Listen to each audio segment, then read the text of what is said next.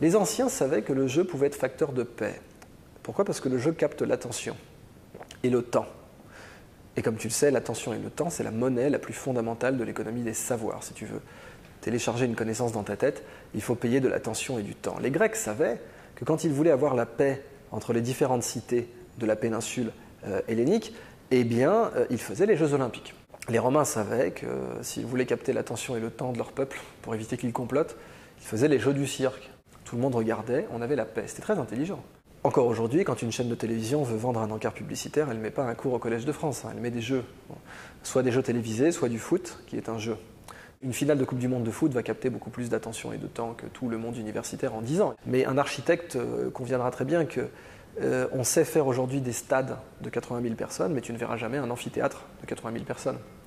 Alors, parce que c'est beaucoup plus facile de fédérer 80 000 personnes pour un jeu que de fédérer 80 000 personnes pour un cours. Je pense qu'on ne comprend pas à quel point le jeu peut être un service rendu à l'humanité.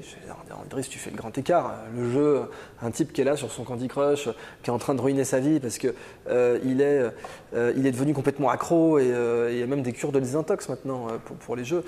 Et comment tu appelles ça un service rendu à l'humanité? Bah oui, mais de même que la vigne et l'olivier ont pu être des services rendus à l'humanité quand ils ont été bien cultivés, le jeu bien cultivé, pas faire de la piquette, pas faire des gens qui auront une cirrhose du foie ou des cancers parce qu'ils ont bu du mauvais vin en excès, etc.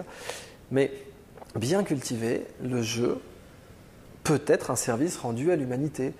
Et pour bien cultiver le jeu, il faut faire des hauts lieux de l'œnologie du jeu. Et un haut lieu de l'œnologie du jeu, ça s'appelle un ludilab.